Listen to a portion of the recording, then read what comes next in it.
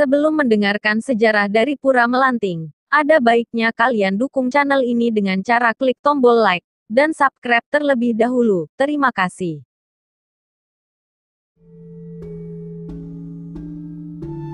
Pura Melanting namanya, letaknya di Bali Utara. Pura ini terletak berdekatan dengan Pura Pulaki, maupun Pura Kertakawat.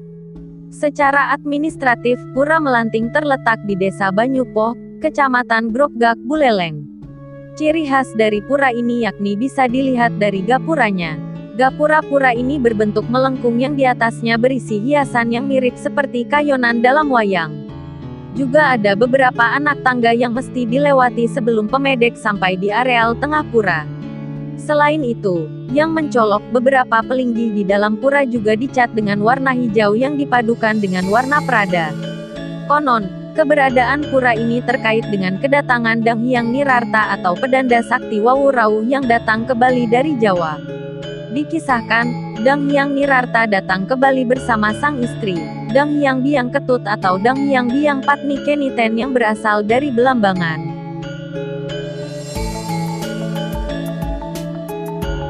Dalam perjalanan, ketika memasuki wilayah Banyupoh, sang istri yang tengah hamil tua tak kuasa melanjutkan perjalanan.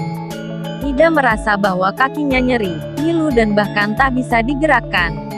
Oleh karena Dang Hyang Nirarta masih harus menempuh perjalanan yang sangat jauh, dengan berbagai pertimbangan akhirnya sang istri ditinggal di sana. Di sana sang istri ditemani oleh beberapa pengiring dan juga putrinya, Dyah Ayu Swabawa. Sebelum pergi, Dang Hyang Nirarta berjanji akan mengirim utusan ke sana.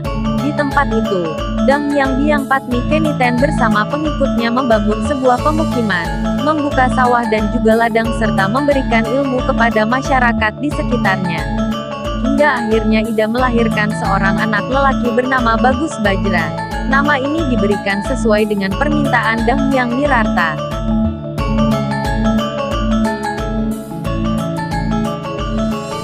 Daerah yang ditempati lama-kelamaan menjadi ramai dengan kehadiran masyarakat yang ingin belajar dan setia padanya.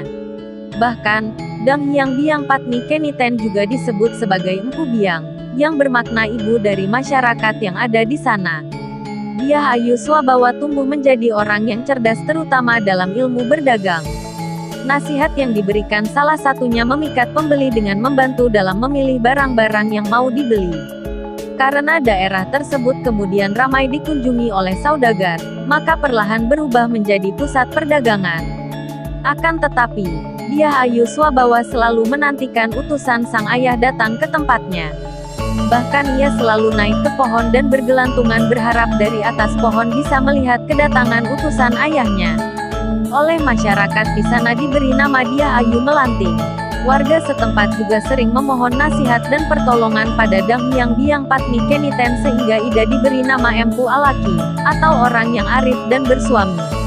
Lama-kelamaan karena usianya semakin menua, Dang Hyang Biang Patni Keniten tak juga mendengar kabar suaminya yang membuatnya putus asa.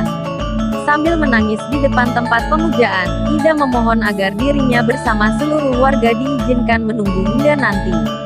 Atas permintaannya, Dewata memberikan syarat Ida bersama warganya akan tetap hidup namun tak ada yang bisa melihatnya untuk mencegah adanya iri hati dari umat lain atas karunia umur abadi ini. Pada akhir kisahnya, Dang Hyang Nirarta menyadari hal itu setelah Ida moksa di Pura Uluwatu. Dang Hyang Patni Keniten bersama Dyah Ayu Melanting dan Bagus Bajra juga moksa setelah itu. Tempat tinggal mereka kemudian dikenal dengan Pulaki. Sementara Dyah Ayu Melanting berstana di Pura Melanting, serta Pangeran Bajra di Pura Kertakawat. Ketiga pura ini memang memiliki lokasi yang berdekatan. Hingga kini Dyah Ayu Melanting tetap melimpahkan berkat pada para pedagang yang mau memilihkan barang dagangan terbaik kepada pembelinya. Para pemedek yang memiliki profesi sebagai pedagang biasanya akan meminta berkah ke pura ini.